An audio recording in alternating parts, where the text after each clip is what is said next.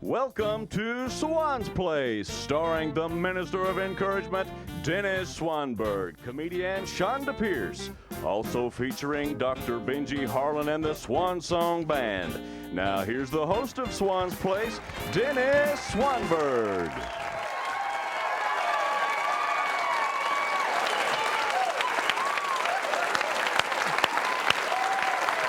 All right. I love you. Man, thank you. I wonder why they didn't do this for me when I was pastoring a church. You know, when I step out there on the platform, they just never did that. You know what I mean? Now, they did stand up and give me a standing ovation one time when I stood up and I told them that I was going to leave the pastor and go into the ministry of encouragement. Gave me a standing ovation. Now, I felt there's some going, praise the Lord, he's gone, he's gone. Hey, have you ever known that sweet little lady in your church that's just a little booger? Sort of a tough little lady, you know, but firm and share her heart. Have you ever known that type of woman? We had one named Laverne years ago when I was in north central Texas. She was the kind of just share her heart, share what she was thinking. You know what I mean? And she would. And I remember she came to my office one day and she came in and she said, Brother Dennis, I want to ask you something. I have a question. Now, her husband had been dead for 20 years. And she came in and she says, I want to know, do I have biblical grounds to marry? I said, well, Laverne, if you want to get married, get married. I don't care what you think. I want to know, what does the Word of God say? Well, I wasn't prepared for that. The only thing that came to my mind was 1 Corinthians chapter 7. I said, well, Laverne, it's better to marry than to burn. She said, well, I'm not burning, but I'm sizzling. I said, Laverne. Laverne, well, I am. I can't help it. I said, well, who's the little hot commodity you're interested in? She said, well, you know, Bubba, who drives the butane truck. He's been delivering butane to my home for years and years. His wife died 7 years ago. And that's a biblical number. I said, well, I don't think that has anything to do with, you know, time for him. Well, you preached a sermon on it, and it's been 7 years. We feel like it's ready in time, you know, to marry. I said, well, that'd be great. I'm all for you. Well, are you doing anything today? I said, Laverne. She said, well, are you? I said, well, no, not really, but you got to have a license and all these kinds of tests and things from the county. We got them just in case it was biblical. I said, Laverne. She said, well. I said, well, do you want me to call old Bubba? Well, he's in the truck. I said, well, go get Bubba. So she brought Bubba, and they came in there. Old Bubba, you know, he had that big tummy and a short tie kind of guy. He was a great American, and they got in there. They were so cute. I got my secretaries to come in, my maintenance folks to come in and sort of stand in. I did a little wedding ceremony for them. It was so cute and precious, and then they kissed. They kissed right on the mouth. Now, you need to understand, they were of that tribe. They had not kissed until then. They were either the last of the Mohicans in that area. And they kissed, and it was so precious. And I said, well, where are y'all going for your honeymoon? She said, we're just going to my house. Don't need to go anywhere else. I took him aside. I said, Bubba, before you leave, I took him aside. I said, you know that she buried her previous husband in the backyard. He said, yeah, I know. I've seen the monument. And I said, well, you know, they weren't really supposed to do that, but she just did that. You know, I mean, the funeral home didn't want to mess with her. Buried him right in the backyard. She'd sit back there in the back and at night have her little toddy or what have you, you know, and just talk to him like he's alive. Harley, it's been a hot day today. And she'd always finish by just smooching at him. Just, I love you. I said, did you know she does that? He said, yeah, I've seen her do it. I said, she's a little peculiar. I don't know it, but I'm peculiar too. I said, well, as long as y'all understand. So they left and went on. About 2 weeks later, I bumped into them at the little B&G restaurant. We called it the Barf and Gag. I took him aside, and I just had to know. I said, it's just me and him. I said, listen, I'm your pastor. Tell me all about the honeymoon. I want to know.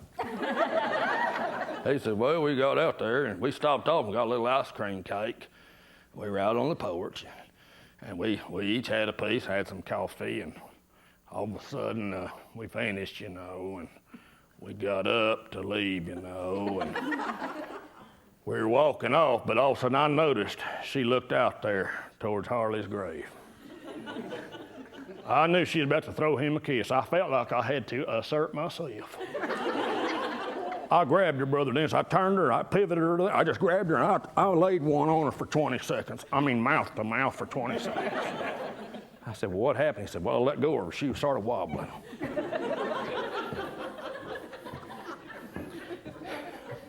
She looked out there at the grave, looked at me, looked at the grave, looked at me, looked at the grave and said, Harley.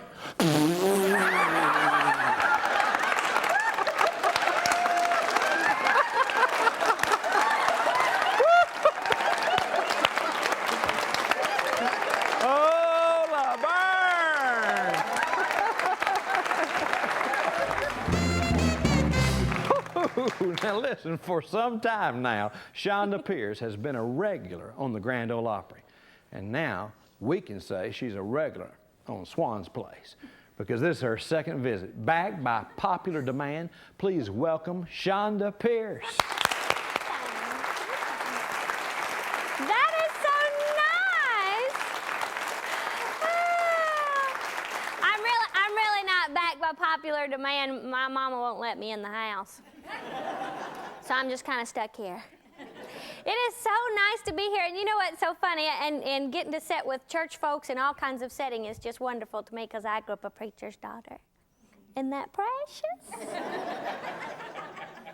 Was that sincere? Oh, you know, really, it was a lot of fun. And I always talk about growing up in church, and we always lived next door to our church. Wasn't that an added blessing? Y'all ever lived next door to your church before? That'll keep you prayed up, won't it? We always lived next door. And let's just tell the truth. You know, somebody was going to call about midnight on a Sunday night, at least about once a month, and say, oh, preacher, I left my purse over there off the 10th row. Could you see if it's over there? It's got my check in it. And one of us kids was going to have to get up and go find some woman's pocketbook. I don't care how holy your church is. In the dark at midnight, it's a scary place. Of course, I shouldn't complain. I made a lot of extra change that way. I'm just kidding. I didn't keep all of it. Just 10%. But you know, I have some wonderful memories of growing up in church, and there was never a more memorable time in my life than revival. Y'all had revival at your church lately? Some of y'all needing revival at your church? We would have revival, and that was back in the days when they'd have revival till the Lord told them to quit. How do you think I was praying? Let's just be honest. Let's just be honest. You know, because back in those days, the evangelist always stayed at our house. Wasn't that wonderful? This one fella came to our home, walked into the front door, handed my mother a menu for himself of all the foods he would like to eat while he's there for revival meeting. Wasn't that a blessing? And have you ever known these people that have pets now, and they'll knit them little sweaters and name them little people names and put little bows in their hair? Some of y'all need prayer before we go on. It was hilarious, you know, and he handed Mother a menu for himself and a menu for his cat, Georgette. And that cat sat at my seat at the table. Well, one afternoon, my brother and my sisters and I, we were in the backyard painting this picnic table, and that cat walked by. Well, what were we to do? We wondered what it would look like if it was a skunk. We painted little stripes up and down that cat. That preacher come running out the back door. He said, oh, you kids are carnal sinners. You kids are carnal sinners. My mother was so embarrassed. She said, you get the paint off that cat right this minute. So we went and got this great big bucket of turpentine. We dunked that cat down. That cat went crazy. He is demon possessed. I looked at that preacher. I said, oh, your cat's a carnal sinner. Your cat's a carnal sinner. He never did come back to our church. That cat stayed around a while. We had him mounted. Like a little war trophy or something. But you know, I have the sweetest memories of growing up in church. I've got 2 youngins, you know, and I tease my mother about all those little conservative things we went through growing up in church. But I'm telling you what, I see to it that my kids are in church, rain, snow, or shine, that they are there. Because I know there are eternal things that happen in those 4 walls that will be with them for the rest of their life, like it was for me. And now, as a young adult, very young, it is interesting that I do find myself from time to time on the Grand Ole Opry, and I live in the Nashville area. I've been up there almost, for quite some time now. And it is interesting. It's just a thrill and a joy. I was a great fan of Cousin Minnie Pearls. I thought she was a wonderful lady to be clean and sweet and wholesome for 50 years. She was just a dream, and I thought she was hilariously funny and faithful to her church. So to be on the Grand Ole Opry, some little preacher's kid from way down in South Carolina, and it's a pretty big deal. So one night I was on the Opry not long ago, and it was live TV. If you ever watch, you know, it's just exciting. And I was there on there with one other fella. His name's Garth Brooks. Y'all know him. He's got his tapes in Walmart.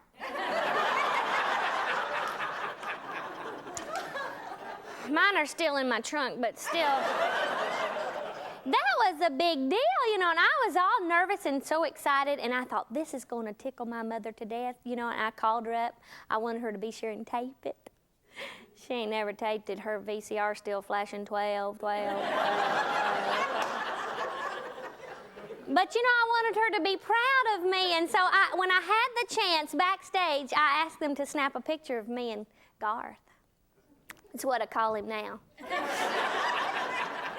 So we stood back there in front of that great big red barn, and I said, you know, would you mind a picture? And he said, oh, no, not at all. He's very nice. I had my picture made with him and took a copy of it over to my mother, big 8x10. And you've got to know my mother. She doesn't waste anything in her house, nothing. She's got tinfoil that's 12 years old. You know the type. I mean, you just cut that little mold off and eat it. It's not going to hurt you. She doesn't waste anything. She had this one frame she'd been dying to use, didn't have a picture for it, and I brought her a little picture, except the frame was a 5x7. So she took her little pair of scissors and cut Garth out. That is just like my mother. She missed the whole point entirely. And I got a picture of myself in my mother's room with some man's arm around there, you know. You know, and so I thought, well, I'll give her one more chance. And so I was down in Florida, and I was speaking for a group of folks, and I was very nervous and very excited because it was just a small group setting and honoring a man in his 50 years of ministry, and they had asked me to come tell some funny stories, and he laughed and he cried, and it was just a fun time. And his name was Dr. Billy Graham. So, of course, I called my mother. I said, Mother, I'm in Florida. Guess who's laughed at my stories and who was just so sweet to me? Billy Graham. She dropped the phone. She was so excited she took my name off her prayer list finally. I mean, it was hilarious. So, of course, I had the opportunity. I said, you know, I want to get my picture made. So I stood there. I said, Dr. Graham. That's what I call him now. And, you know, somebody snapped the picture, and, oh, I was so excited because I couldn't wait to get back home and share that with my mother. I said, Mother, here it is, a little 8x10, me and Billy Graham. Oh, she was tickled to death. Except she took a pair of scissors and cut me out. That is just like my mother. I mean, we just have some hilarious times. But the funniest thing I think about my mother is her little sense of humor. You know, she doesn't mean to be funny, but she is. But she has some funny ways about her. And one of the most interesting ways about my mother is she's always dressing us alike. Did your mother ever do that to you, any of you? Isn't that precious? I mean, we had our little pattern alike, we had our little outfits alike, and we'd sing little songs together all the time in church. Finally, one night, we had the chance to sing at camp meeting. Y'all ever been to camp meeting where they have the funeral fans? It's wonderful. And they asked us to sing. We had our outfits pressed just so. We were just so excited. And we were going to sing this song, The King is Coming. Y'all remember that? Any of y'all? Drew, you really? Y'all are old. We were excited because we'd sing The King is Coming. You know, I mean, it was just wonderful. And my brother thought he was Ben Spear or somebody. He'd sing The King is Coming. He'd go, oh, the King is coming. And we just got so excited. And about the third verse, you know, this fella at our camp meeting, Brother Smith, he's a runner. He'd get blessed and wave his hanky. We'd sing, The King is coming. He'd wave his hanky and take off running around that side. The King is coming. He'd run up through that aisle and shout, The King is coming. And he got over in that corner and he tripped over this great big speaker. We sang, The King is coming. That speaker went boom real loud. About 14 teenagers hit the altar.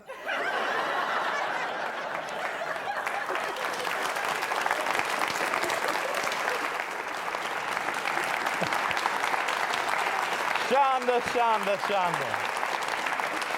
Chonda, we love you. Thanks. And I have a poem for her because I love her so much. In the voice of Mr. Haney, this is just for you, special for you. When angels fashioned you, my love, they took the very fairest things to make you fair. Took 2 perfect seashells for your ears and robbed morning sunbeams for your hair. From the sky came the stars, which are your eyes. The rose was robbed to paint your sweet mouth red. And then the angels smiled, and from a bird, they took the brain and placed it in your lovely head.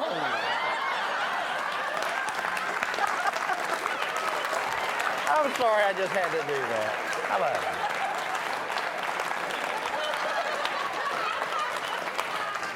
Well, We'll talk more with Chonda in a minute, I'm sure. We'll also hear some more music from Tom Shoemate, so stay right there.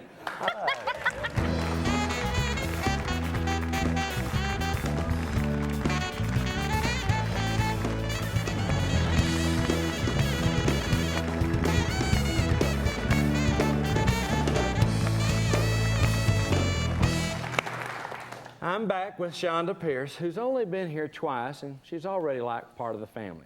She told me during the break she's pitching our producers on a show of her own, Sean's Place. Chonda, Chonda, Chonda. well, you know, women need their time too. Well, and y'all need to be in your place. Yes, ahead of the ratings. You know. Chonda and I, whenever we get together, we just have a mellow time in the Lord, and how'd you like that little poem I did for you? That was very Did it touch sweet. your heart? It touched my heart. I didn't know where you're going with that. I knew it was so nice at first, and I knew that was so uncharacteristic of you. Well, I think I just had a dose of the Spirit hit me, and I was just moved. It's like those little ladies at your church want to share things in love. Let me share this with you in love. Would you please? Uh-huh. You know what that means. Mm-hmm. They just want to know the tidbits. Everything.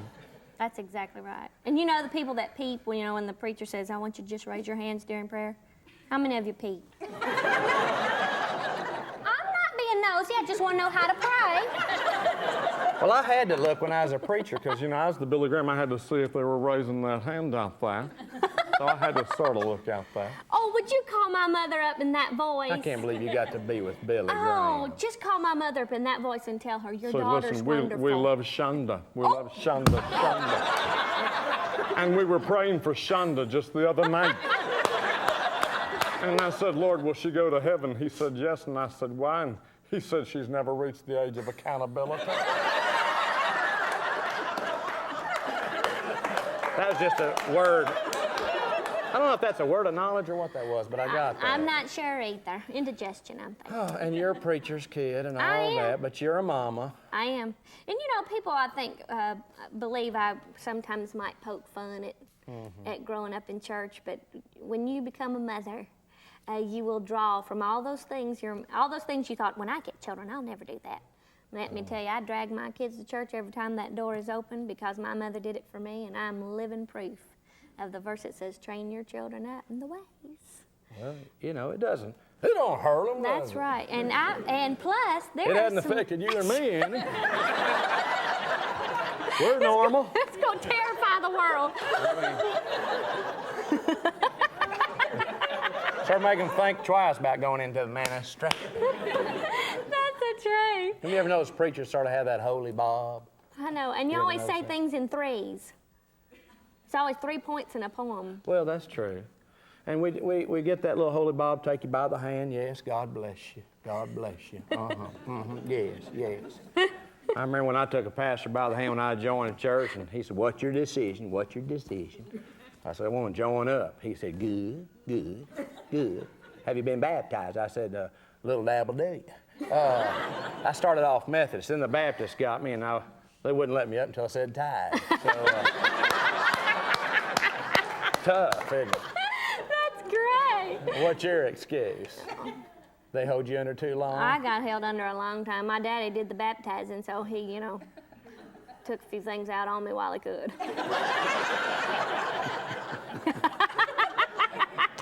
Well, listen, you're doing a lot of stuff, Grand Ole Opry and all those kind of places. I'm gonna touch you. Oh, it really is wonderful. There's some fine Christian folks over at the Opry. I don't know what the Lord has for me in a permanent position there or anything, but when you live in Nashville, it's pretty big doings to be on the Opry every now and then. And fix supper and then run on over there and do a little show. just run over to the Opry. Sell a few tapes. Me and Grandpa Jones. Videos.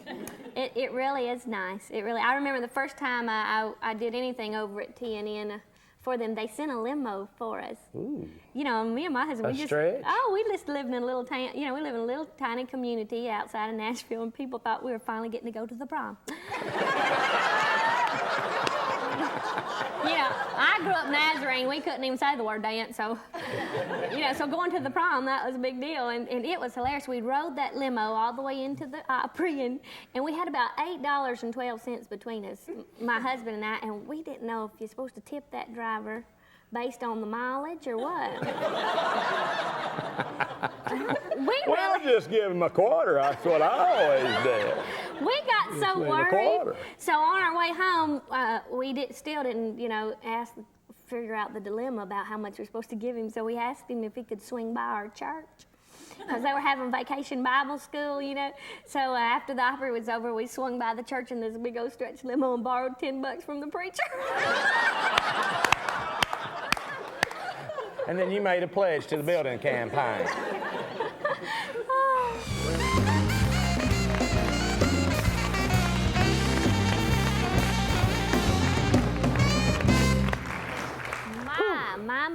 I'll tell you, that's good, isn't it? We don't have any praise and worship music like that. And they don't even have to use music. They just sort of do it too. No. That's really what an offertory, what an offertory. I know, I give. And give and give. Hey, folks, it is our pleasure tonight to have been able to give to you Chonda Pierce and Tom Shoemate. And they're just a wonderful guest. And let's give them a big hand for being on Swan's Place tonight.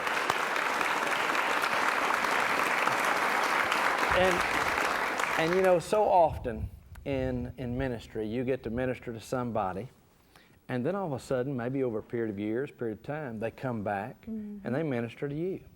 It's amazing how, you show a little kindness, show a little love, and then those folks then can reciprocate someday and show you some love and kindness. And, that's what it's all about. And we can do that because the Lord first loved us. Right. And when He did that for us, it's freed you and me.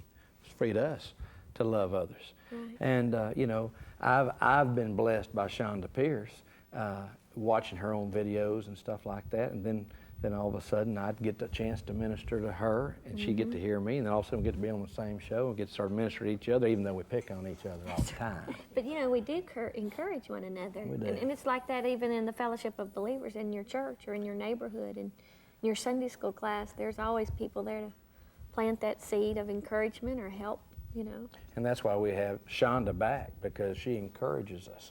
And she encourages me. We have a lot of fun on the set together, and even off the set with the crowd and enjoying one another.